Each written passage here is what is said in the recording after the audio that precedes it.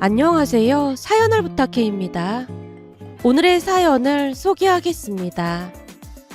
우리 엄마는 조용조용하고 싫은 소리 한마디 못하는 성격입니다. 덕분에 시집살이는 딴 세상 이야기였어요.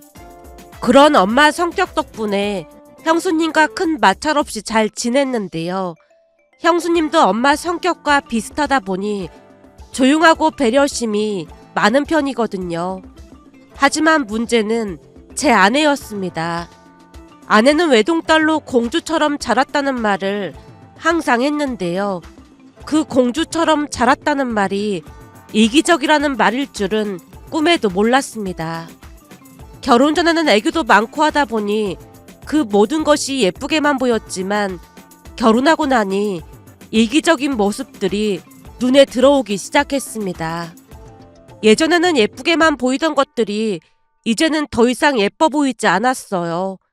우리 집은 부모님 생신이나 명절이 되면 항상 본가에 모여 함께 음식을 만들고 집안일을 나눠서 했습니다.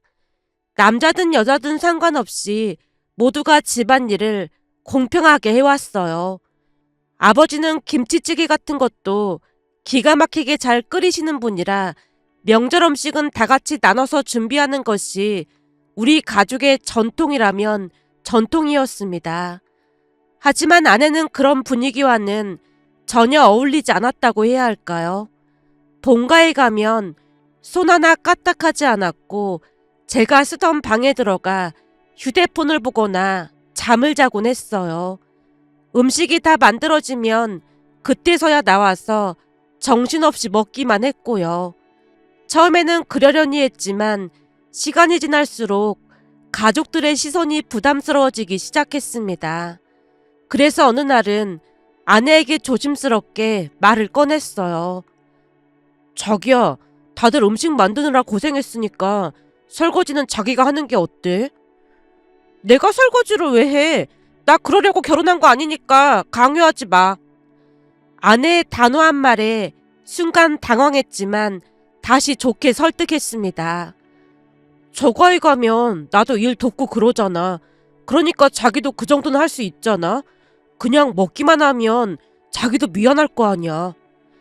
그러자 아내가 예상치 못한 논리로 입을 뗐어요. 자기는 잘 모르겠지만 나는 마음속으로 항상 감사하게 생각하면서 효도하고 있어. 겉으로만 잘하는 것보다 이 마음속에서 우러나오는 진심이 중요한 거야. 겉으로 잘 보이려고 아부하는 사람은 진정성이 없는 거잖아? 표현은 잘 못하지만 마음속으로 항상 감사하게 생각하는 사람이 진짜인 거야. 그 말을 들었을 때 솔직히 많이 황당했지만 아내는 자신만의 논리를 굽히지 않았습니다. 마음속으로만 효도하는 게 진짜 효도라는 말을 듣고 말도 안 되는 소리라는 생각과 함께 씁쓸함을 감출 수가 없었는데요. 그럼에도 불구하고 저는 처갓댁에 갈 때마다 장모님 옆에 서서 묵묵히 음식을 만들거나 설거지를 도맡아 하곤 했습니다. 아내는 역시나 처갓댁에서도 손 하나 까딱하지 않았어요. 그 모습을 보며 대단하다는 생각이 들긴 했지만 평소 본가에서 항상 집안일을 했던지라 저는 묵묵히 일을 도왔습니다. 그런 저를 장모님이 말리기도 했는데요. 이서방, 그냥 내가 할 테니까 앉아 있어. 아닙니다. 같이 하면 빨리 하잖아요. 장인 장모님은 제가 도와주는 것을 항상 고맙게 생각하셨고 그런 따뜻한 반응에 저도 보람을 느끼곤 했어요. 하지만 시간이 지날수록 제 마음속에 불만이 쌓여가기 시작했습니다. 본가에서나 처갓댁에서나 아내의 태도는 변하지 않았으니까요. 그러던 중 김장철이 다가왔습니다. 본가에서는 매년 가족들이 다 같이 모여서 김장을 했기 때문에 아내에게 조용히 말을 꺼냈어요. 자기야, 우리 집은 매년 모여서 김장하거든? 혹시 참석할 수 있을까? 제 말을 듣자마자 역시나 아내 표정이 굳어졌고 곧바로 제게 따져 물었습니다. 뭐? 나보고 김장을 하라고? 아내의 목소리에는 분명한 불쾌감이 담겨 있었습니다. 순간 당황했지만 차분하게 대화를 이어가려 노력했어요. 다 같이 하는 거라 참석했으면 하거든. 근데 대부분은 엄마랑 형수님이 다 하시다 보니까 자기는 가도 할 일이 딱히 많지는 않을 거야. 제가 기분 나쁘게 말하지 않으려 노력하고 있었는데요. 아내가 눈을 동그랗게 뜨고 화를 냈습니다. 내가 왜 김장을 해야 해? 난 그런 거 할 생각 전혀 없어. 난 집안이라고 김장하려고 결혼한 게 아니니까. 순간 속에서 답답함이 치밀어 올랐지만 억지로 가자고 할 수는 없는 노릇이었기에 알았다고 대답하고 말았습니다. 아내와의 대화가 끝나고 나서 마음이 무거워졌는데요. 무섭게 화를 내는 아내의 모습을 보며 괜히 말을 꺼냈다 싶었거든요. 결국 엄마에게 김장 때 못 갈 것 같다고 연락을 드렸습니다. 엄마, 저예요. 그래 아들, 무슨 일이야? 엄마, 이번 주말에 저희 김장하러 못 갈 것 같아요. 일이 좀 생겨서요. 주말에 갑자기 처리해야 할 게 있어서 저희 둘 다 못 갈 것 같아요. 일이 있으면 어쩔 수 없지. 안 와도 되니까 걱정하지 마. 우리가 알아서 잘 할 테니까. 엄마의 말투는 한결같이 배려심이 넘쳤지만 왠지 죄송한 마음이 들어 제가 다시 말을 꺼냈습니다. 정말 죄송해요. 내년에는 꼭 도울게요. 괜찮아. 너희 둘 다 바쁜데 그럴 수도 있지. 전화를 끊고 나니 마음 한구석이 찜찜했는데요. 아내 눈치가 보여 내색하지 않으려 노력했습니다. 그렇게 김장날이 되었고 저는 혼자라도 참석하고 싶었지만 아내의 눈치가 보여 결국 김장에 참석하지 못했어요. 그런데 그날 엄마에게서 전화가 왔습니다. 김장 다 끝나가는데 시간 되면 와서 수육이라도 먹고 가던지. 어차피 저녁은 먹어야 할 거 아냐. 엄마의 다정한 목소리에 가고 싶은 마음이 굴뚝 같았지만 혼자 가는 것도 이상해 보였기에 조심스레 대답했어요. 엄마, 일이 있어서 못 갈 것 같아요. 그럼 시간 날 때 와서 김장김치 좀 가져가. 네, 알았어요. 시간 내서 한번 갈게요. 전화를 끊고 나니 바로 옆에서 아내가 물었습니다. 김장 다 끝났대? 지금 막 끝났나 봐. 엄마가 수육 먹으러 오라고 했는데 그냥 됐다고 했어. 제 말에 아내가 예상 밖의 반응을 보였습니다. 왜 못 간다고 했어? 어머님이 오라고 하신 거면 얼른 가야지. 어머님 김치 엄청 맛있는데 가서 김치도 가지고 오자. 잠시 당황할 수밖에 없었는데요. 아내의 모습이 너무나 뻔뻔해 보였거든요. 결국 제가 대놓고 말을 꺼냈어요. 김장도 안 도와드렸는데 먹으러 가자는 거야? 어머님이 오라고 하셨다며. 그러니까 가자는 거지. 형수님 눈치 보이는데 그냥 가지 말자. 제가 형수님까지 거론했지만 아내는 전혀 개의치 않는 듯해 보였습니다. 김장김치에 수육 먹고 싶단 말이야. 얼른 가자. 형님도 그런 거 별로 상관 안 하시잖아. 아내가 계속해서 가자고 졸라댔어요. 그날따라 아내가 더욱 이기적으로 느껴졌는데요. 아내는 손 하나 까딱하지 않고 그저 혜택만 누리려는 태도가 저를 더욱 불편하게 만들었거든요. 하지만 아내는 계속해서 가자고 졸랐고 제가 단호하게 말했습니다. 아니, 안 가는 게 맞는 것 같아. 우린 아무것도 안 했는데 그냥 가서 먹기만 하면 너무 눈치 보인단 말이야. 그러자 아내가 팔짱을 끼고 심드렁하게 대꾸했어요. 그럼 난 혼자라도 갈 거야. 김장김치에 수육 먹고 싶은데 그게 뭐가 그렇게 대단한 거라고 그래? 그 말을 끝으로 아내가 바로 옷을 챙겨 입고는 집을 나설 준비를 했습니다. 순간 아내의 이기적인 모습에 다시 한번 큰 실망을 할 수밖에 없었는데요. 상황이 그쯤 되니 갈등도 더욱 깊어지고 있었거든요. 정말 혼자 간다고? 가서 수육도 먹고 김장김치도 가져올 거야. 어머님이 오라고 하셨잖아. 아내가 저랑 눈도 마주치지 않고 현관문 쪽으로 성큼성큼 걸어갔습니다. 결국 어쩔 수 없이 저도 억지로 옷을 챙겨 입으며 따라 나섰는데요. 마음 한구석에서는 계속 불만이 쌓였지만 아내 혼자 가게 두는 것도 이상해 보일 것 같아 발걸음을 옮겼습니다. 가는 데내 마음은 여전히 불편했고 그날따라 아내가 유난히 이기적으로 보일 뿐이었어요. 얼마 지나지 않아 우리는 본가에 도착했습니다. 집 앞에 서서도 여전히 마음은 무겁고 복잡했지만 문을 열고 들어가자마자 맛있는 냄새가 코끝을 찔렀습니다. 수육과 김치가 어우러진 익숙한 향이 집안 가득 퍼져 있었으니까요.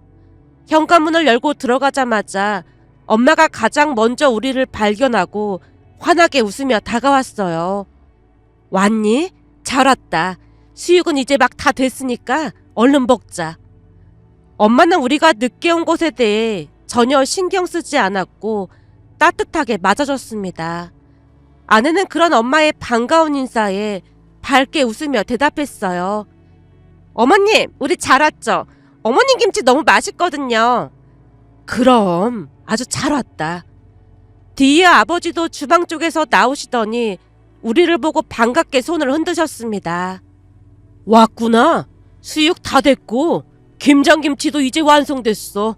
얼른 이리 와서 같이 먹자. 그 모습을 보며 여전히 마음이 복잡했지만 부모님의 따뜻한 환영을 받으니 조금은 마음이 누그러졌어요. 그때 형수님도 주방에서 우리를 보자마자 반갑게 웃으며 인사를 건넸습니다.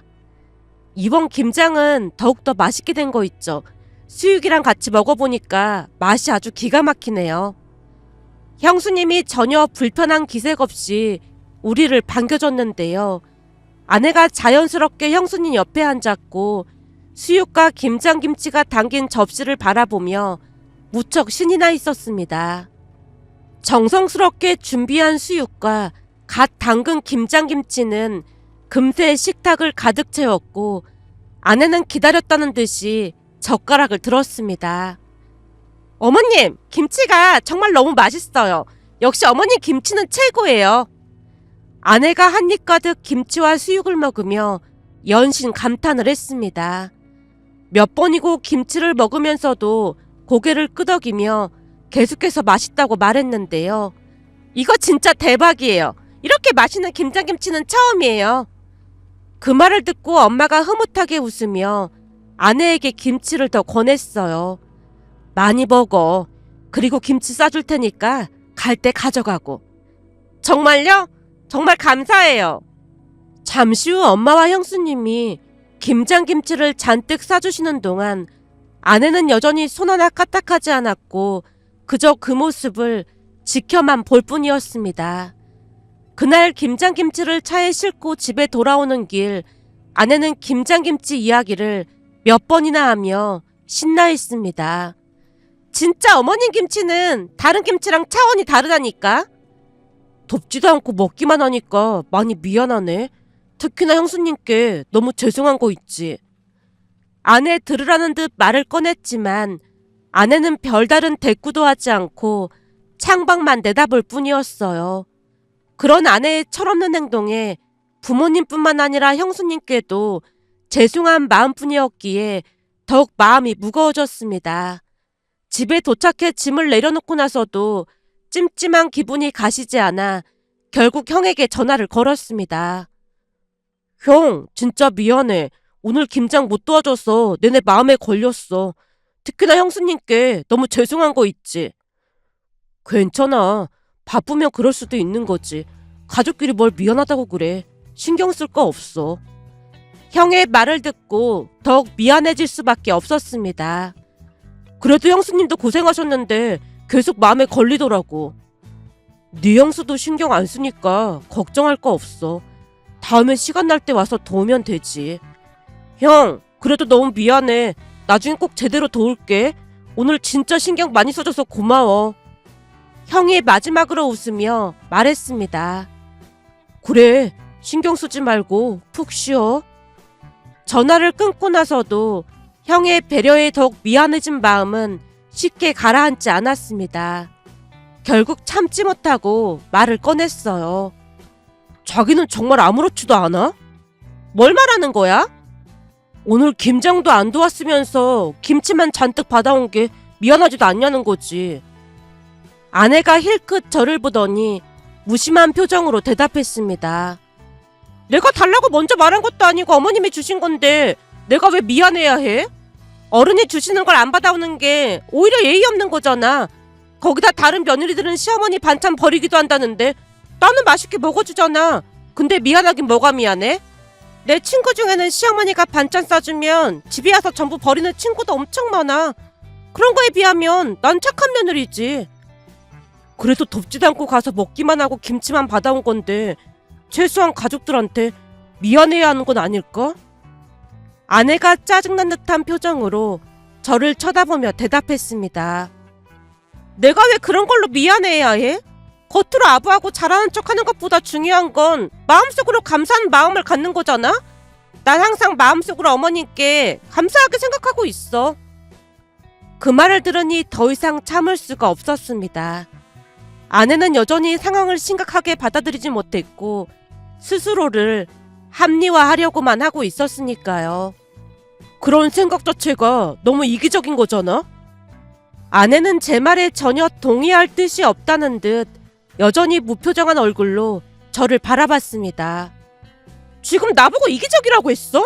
난 진짜로 마음속으로 감사하게 생각하고 있단 말이야. 대화는 점점 격해졌고 결국 큰 말다툼으로 번지고 말았어요. 아내가 화난 얼굴로 말했습니다. 여기 계속 있으면 더 싸울 것 같으니까 난 친정에 갈 거야. 그 말과 함께 아내가 대충 짐을 챙겨서 집을 나섰어요. 아내가 화를 내며 친정으로 떠난 지 얼마 지나지 않아 제 휴대폰이 울렸습니다. 안녕하세요, 아버님. 제가 인사를 드리자 장인어른이 평소처럼 차분한 목소리로 대답했어요. 혹시 지금 시간 괜찮나? 잠깐 얼굴 좀 봤으면 해서 말이야. 장인어른의 말씀에 밖으로 나가 만나게 되었는데요. 동네의 작은 호프집에서 장인어른이 먼저 자리를 잡고 계셨어요. 결혼할 때 아내가 처가댁 근처에 집을 구해야 한다고 해서 처가댁과 가까이 위치하고 있었거든요. 저를 보자마자 장인어른이 미소 지으며 반기셨어요. 여기 함께 늦은 시간에 불러서 미안하네. 장인어른이 천천히 소주병을 따며 말없이 한 잔 따라줬습니다. 그렇게 한동안 말없이 소주를 주고받으며 한두 잔 마셨는데요. 장인어른이 무겁게 입을 열었어요. 근데 오늘 무슨 일이 있었던 건가? 민채가 눈물까지 흘리면서 집에 들어왔던데 자네랑 다퉜다는 말만 하고 다른 말은 안 해서 말이야. 장인어른의 물음에 순간 머리가 복잡해졌습니다. 아내와의 말다툼과 그동안 쌓인 불만들이 떠오르며 어떻게 설명해야 할지 고민이 되었거든요. 장인어른의 눈빛은 차분했지만 속으로는 걱정하시는 게 분명해 보였어요. 술잔을 비우고 나서야 제가 천천히 대답했습니다. 사실 아내랑 조금 다퉜습니다. 그동안 불만이 쌓였던 게 오늘 터졌던 게 아닌가 싶습니다. 제가 차분한 분위기 속에서 조금씩 마음을 열고 아내와의 갈등에 대해 털어놓기 시작했습니다. 소주잔을 기울이며 조심스럽게 말을 이어갔어요. 아내와의 갈등이 어떻게 시작됐는지 그리고 그동안 쌓였던 불만들을 전부 털어놓았는데요. 장인어른은 처음부터 말없이 제 말을 듣고 계셨는데 그 침착함이 오히려 더 무겁게 느껴졌습니다. 아버님, 사실 명절 때부터 문제가 있었어요.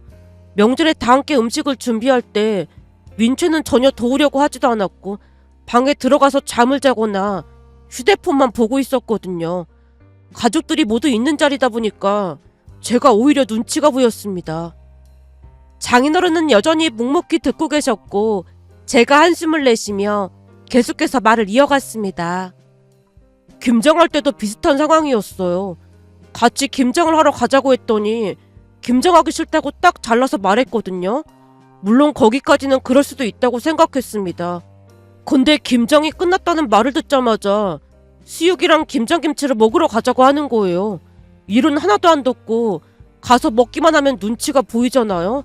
부모님만 계시면 괜찮을 수도 있겠지만 형수님도 계시다 보니 제 입장에서는 정말 눈치가 보였거든요.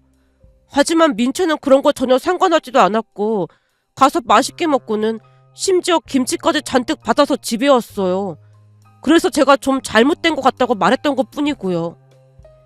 제가 있었던 일을 자세히 말하자 장인어른은 여전히 아무 말 없이 듣고 계셨지만 표정이 점점 무겁게 굳어져 갔습니다.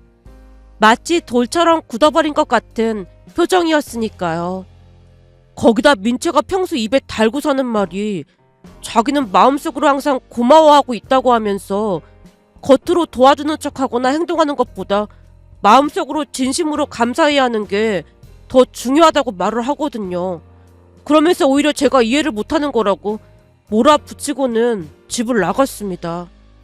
그 순간 장인어른의 얼굴이 돌처럼 굳어버린 채 한동안 말없이 저를 바라보셨습니다.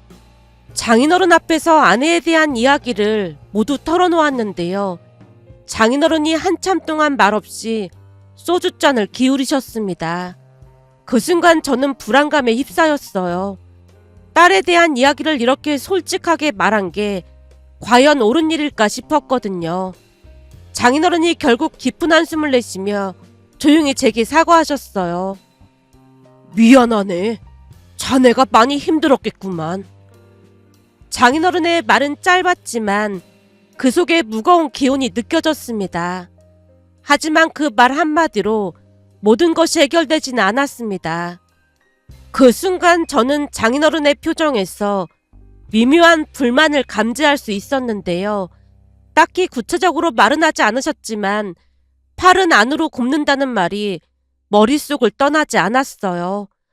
결국 우리는 소주만 주고받으며 대화를 이어갔고 대화라기보다는 사실상 서로 말없이 소주를 마셨습니다. 그러면서 장인어른에게 아내에 대한 이야기를 꺼낸 것이 후회됐다고 해야 할까요? 소주를 몇 잔 더 마시고 잠시 뒤 무거운 발걸음으로 집으로 돌아왔는데요. 문을 열자마자 놀랍게도 아내가 집에 와 있었습니다. 예상치 못한 장면에 잠시 멈칫했지만 더 이상 무슨 말을 해야 할지 몰라 그냥 모른 척하고 말았어요. 그 순간 장인어른과의 대화가 머릿속에서 계속 맴돌며 불편함이 더해졌습니다. 그날 이후 저는 아내에 대한 불만을 장인어른에게 다시는 말하지 않기로 결심했습니다. 하지만 시간이 지날수록 아내의 이기적인 행동에 대한 불만은 쌓여만 갔는데요. 집안일과 가족 행사에서 보여주는 아내의 태도에 점점 더 답답해졌지만 그 불만을 말할 곳은 없었습니다. 그렇게 저는 아내의 행동을 묵묵히 참아내며 쌓여가는 불만 속에서 스스로를 억눌러가고 있었습니다. 다음 명절에도 상황은 변하지 않았어요. 아내는 여전히 손 하나 까딱하지 않았고 방에서 휴식을 취하다가 음식을 먹을 때만 방 밖으로 나와서 차려준 음식을 먹기만 했거든요. 명절 내내 가족들이 함께 음식을 준비하고 뒷정리를 하는 동안 아내는 아무런 일에도 참여하지 않았으니까요. 그런데도 가족들은 그 누구도 아내에게 잔소리 한마디 하지 않았습니다. 마치 아무 일도 없었다는 듯이 그저 평소처럼 대화를 나누고 웃으며 명절을 보냈어요. 하지만 저는 그 상황이 너무나도 불편했습니다. 가족들이 아내에게 말하지 않으니 오히려 제가 죄인이라도 된 것 같은 기분이 들었거든요. 아무도 아내의 행동에 대해 지적하지 않았지만 그럴수록 저는 불편함과 죄책감이 더 커져만 갔습니다. 그렇게 시간이 지나고 다시 김장철이 다가왔는데요. 그날은 금요일이었고 평소처럼 퇴근 후 집에 도착했더니 현관문 앞에 뭔가 가득 쌓여있는 게 눈에 띄었어요. 문 밖에 커다란 박스들이 줄줄이 쌓여 있었거든요. 무슨 상황인지 당황한 채 박스를 둘러보고 있었는데 잠시 후 아내도 퇴근했습니다. 아내가 밖에 가득 쌓인 박스들을 보고 당황한 얼굴로 물었어요. 이게 뭐야? 저도 상황을 몰라서 어리둥절한 채 대답했습니다. 나도 모르겠어. 자기가 주문한 거 아니야? 그러자 아내가 박스를 한참 살펴보더니 짜증 섞인 목소리로 말했습니다. 이거 배추 같은데 내가 이걸 왜 사겠어? 아내가 짜증 가득한 얼굴로 저를 노려보며 답답하다는 듯 말했는데요. 저 또한 전혀 모르고 있던 상황이라 당황한 채 서 있었어요. 그때 갑자기 아내의 휴대폰이 울렸고 아내가 전화를 받았어요. 엄마! 전화기 속에서 장모님의 밝은 목소리가 들려왔습니다. 민채야, 퇴근했니? 응, 방금 퇴근했어. 근데 문 밖에 절인 배추가 산더미같이 쌓여있는데 이거 엄마가 보낸 거야? 자세히 보니까 보낸 사람 이름에 엄마 이름이 써있는 것 같아서 말이야. 아내의 목소리가 살짝 높아졌지만 그 순간 장모님이 큰 목소리로 웃으면서 말씀하셨어요. 아, 그거 내가 보낸 거야. 저번에 네가 사부인 김장김치 가져다 줬잖니. 먹어보니까 맛이 아주 기가 막히더라고. 그래서 나도 김장을 좀 해볼까 해서 보냈어. 순간 아내가 당황한 듯 목소리를 높였습니다. 엄마 김장 해본 적도 없으면서 절인 배추를 이렇게 많이 샀단 말이야? 그건 그렇다 쳐도 왜 우리 집으로 보낸 거야? 장모님이 여전히 쾌활한 목소리로 답했어요. 내가 사부인께 김장김치 맛있게 만드는 비법을 좀 여쭤보면서 이번 김장은 같이 하자고 했거든. 근데 곰곰이 생각해보니까 사부인께서 우리 집까지 오시는 것도 불편하실 것 같고 우리가 사돈댁으로 가는 것도 좀 그렇잖아. 그래서 너희 집이 제일 편할 것 같더라고. 아빠랑 같이 지금 가는 중이니까 기다려. 장모님이 전화를 끊었고 아내도 전화를 끊은 뒤 짜증 가득한 얼굴로 현관 밖에 쌓인 절인 배추 박스를 노려봤습니다. 그 모습에 저도 당황스러웠지만 어떻게 해야 할지 몰라 어색하게 서 있을 수밖에 없었는데요. 잠시 후 장인어른과 장모님이 무와 각종 양념들을 잔뜩 들고 오셨습니다. 거실 한쪽에는 배추를 가득 쌓아놓았고 다른 한쪽에는 김장에 필요한 재료들이 하나 둘씩 정리되기 시작했어요. 장모님이 활기차게 움직이며 아내에게 이것저것 일을 시키기 시작했습니다. 민채야, 저기 있는 무 좀 씻어줘. 그리고 배추 정리도 도와야지. 아내가 여전히 짜증 가득한 얼굴로 마지못해 움직이기 시작했지만 장모님의 지시에 따라 몸을 움직이고 있었어요. 그러던 중 장모님이 문득 제게 다가오셔서 말했습니다. 참, 내일 사돈 두 분도 오신다고 하셨어? 그 말을 듣고 순간 당황할 수밖에 없었어요. 바로 방으로 들어가 휴대폰을 꺼내 들고 엄마에게 전화를 걸었습니다. 엄마, 저예요. 혹시 김장 때문에 내일 우리 집으로 오시는 거예요? 그래, 사부인이 김장 같이 하자고 하시더라고. 니들한테 미리 말한 거 아니었니? 그게 갑자기 우리 집에서 김장을 하신다고 해서 조금 당황스러워서요. 그 말에 엄마가 살짝 웃으며 대답하셨습니다. 들어보니 사부인이 김장하는 법을 배우고 싶다고 하셔서 도와드리기로 한 거니까 부담 가질 필요 없어. 엄마의 차분한 말에 한숨을 내쉬며 전화를 끊었는데요. 아내가 여전히 짜증 섞인 얼굴로 장모님의 지시에 따라 열심히 일을 돕고 있었습니다. 민채야, 배달온 김장 매트도 꺼내서 잘 씻어놔라. 장모님은 김장 준비에 필요한 것들을 이것저것 지시하셨고 아내는 어쩔 수 없이 따르고 있었습니다. 아내가 짜증 섞인 표정으로 일을 했지만 장모님은 전혀 아랑곳하지 않았어요. 마치 기다렸다는 듯이 계속해서 아내에게 일을 시켰으니까요. 하지만 시간이 지날수록 아내가 계속 짜증 섞인 얼굴로 불만을 내비쳤고 그로 인해 분위기가 점점 더 무거워져 갔습니다.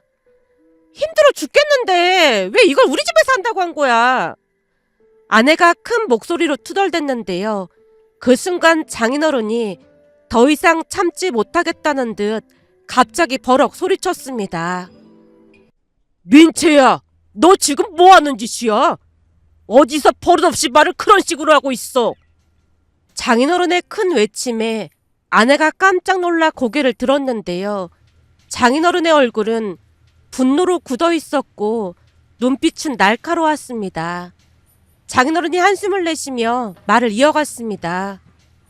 네가 이렇게 된 게 버릇없이 키운 우리 잘못이지 누굴 탓하겠어. 장인어른의 갑작스런 호통에 아내가 당황한 듯 아무 말도 하지 못했는데요. 장인어른의 목소리는 더 강해졌습니다. 그거 조금 했다고 어디서 엄마한테 그따위로 행동해. 어디 가서 그러면 가정교육 잘못받았다는 소리밖에 더 듣겠어. 그게 부모 얼굴에 뻑칠하는 거야. 그동안 장인어른이 그렇게 화를 낸 적이 없었기에 장인어른의 호통에 아내가 잔뜩 겁을 먹었습니다. 장인어른의 단호한 태도에 아내는 더 이상 불평하지 않았어요. 그렇게 다음날 꼭두 새벽부터 부모님께서 집에 오셨습니다. 김장을 돕기 위해 오신 두 분을 맞이하면서 형과 형수님은 함께 오지 않은 것이 궁금해져서 엄마에게 물었어요. 형이랑 형수님은 같이 안 왔어요? 사부인이 꼭 우리만 오라고 당부하셔서 우리끼리만 왔어. 그 말을 듣는 순간 장인어른이 아내의 버릇을 고치기 위해 단단히 벼르고 있다는 것을 알 수 있었습니다. 잠시 후 김장이 시작되었고 부모님과 장인 장모님이 화기애애한 분위기 속에서 함께 김장을 했습니다. 대화를 나누며 웃음도 오가고 가끔씩 농담도 섞어가며 즐겁게 시간을 보냈어요. 하지만 아내는 내내 침울한 표정으로 김장을 돕고 있었습니다. 장인어른의 꾸짖음에 크게 겁을 먹은 탓인지 아내는 말도 거의 하지 않고 눈물을 꾹 참는 듯한 얼굴로 일에 집중하려고 애쓰는 모습이었습니다. 김장이 끝나고 부모님은 집으로 가셨는데요. 아내가 완전히 녹초가 되어 거실 한쪽에 주저앉았습니다. 힘든 표정을 감추지 못한 채 숨을 고르며 지친 기색이 역력했어요. 김장을 하는 내내 말없이 일을 돕느라 체력뿐만 아니라 마음도 한껏 지쳐있는 것 같아 보였습니다. 그때 장인어른이 천천히 아내에게 다가가더니 여전히 단호한 목소리로 말을 꺼냈습니다. 민채야, 오늘 고생했지? 아내가 지친 얼굴로 고개를 끄덕였지만 장인어른의 표정은 여전히 엄격했습니다. 장인어른이 아내를 잠시 바라보다가 깊은 한숨을 내쉬며 말을 이어갔어요. 이게 바로 김장이라는 거야. 온 가족이 힘을 모아서 해야 할 만큼 힘든 일이지. 오늘 하루 김장해보니까 얼마나 힘든 일인지 알겠지. 그런데 그동안 넌 이런 힘든 일을 하지도 않고 그저 얻어먹기만 한 거잖니. 네가 얼마나 잘못된 행동을 한 건지 이제 알겠어? 아내가 고개를 떨구고 아무 대답도 하지 못했습니다. 장인어른은 그런 아내를 똑바로 바라보며 말을 이어갔습니다. 시댁에 가서 가족들이 힘들게 음식 준비할 때 넌 방에서 잠만 자고 다 차려진 음식만 먹었잖아. 그때 다른 사람들이 어떤 마음으로 널 바라봤을지 한 번이라도 생각해 본 적이 있어? 아내가 여전히 말없이 앉아 있었지만 그 얼굴에는 후회와 자책이 서려 있었습니다. 장인어른은 그 모습을 놓치지 않고 더 깊이 파고들듯 말씀하셨어요. 역지사지라는 말이 괜히 있는 줄 알아? 그냥 얻어먹기만 할 때는 잘 몰랐겠지. 내가 사돈 두 분이라면 부르령을 내렸을 텐데 두 분이 워낙 좋은 분들이라 아무 말도 안 하신 거야. 이래서 호의가 계속되면 권리인 줄 안다는 말이 있는 거야. 사람들이 참 이상한 게 잘해주면 사람을 더 우습게 알고 함부로 할 생각만 하거든. 그게 얼마나 어리석은 짓이야. 앞으로 사돈 두 분께 잘할 생각해. 세상에 그런 분들이 어디 있는 줄 알아? 아내가 차마 고개를 들지 못한 채 여전히 고개를 숙이고 있었습니다. 그 사이 장모님이 김치통에 김장김치를 담으며 아내에게 말을 꺼냈어요. 그동안 형님이 한 김치를 얻어먹기만 했으니까 이번에는 민채 네가 이 김치를 가져다 드리면서 진심으로 사과드리고 와. 가족이 되려면 다 함께 노력해야 하는 거야. 장모님의 말씀에 아내가 조용히 고개를 끄덕였습니다. 그렇게 김장김치를 챙겨서 형네 집으로 출발했는데요. 가는 내내 장인 장모님 두 분께 감사한 마음뿐이었어요. 아내가 제게 사과를 했거든요.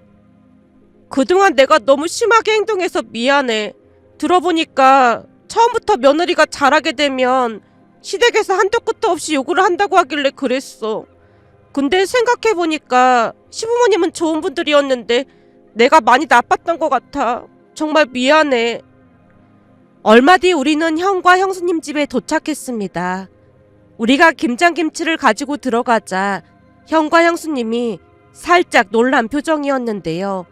아내가 잠시 멈칫하다가 진심으로 사과를 했어요. 형님, 그동안 제가 많이 죄송했어요. 김장을 해보니까 보통 힘든 게 아니더라고요. 그동안 못되게 행동해서 정말 죄송합니다.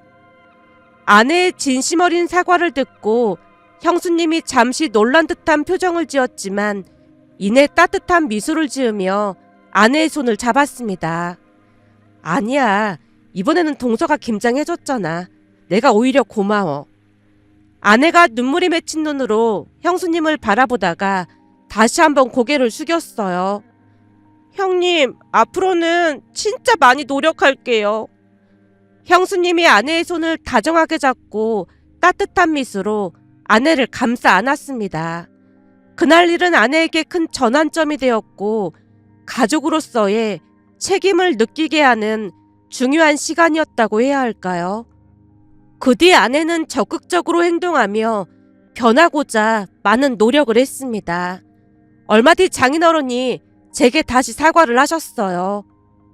어렵게 얻은 아이라 귀하게만 키웠더니 문제가 생겼구만. 자네한테 정말 미안하네. 귀한 만큼 엄하게 키웠어야 했는데 우리 잘못이야.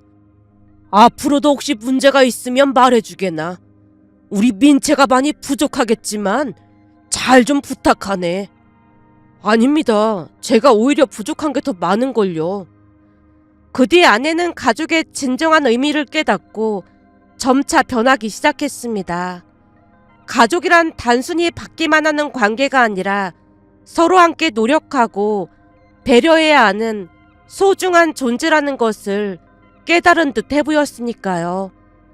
며칠 전 형수님에게 전화를 해서 김장 날짜를 직접 물어보는 아내의 모습을 보며 참 많이 변했다는 생각과 함께 장인 장모님에게 감사한 마음을 전하고 싶어 이렇게 글 남겨봅니다. 오늘의 사연은 여기까지였습니다. 즐겁게 보셨다면 구독, 좋아요 부탁드립니다. 고맙습니다.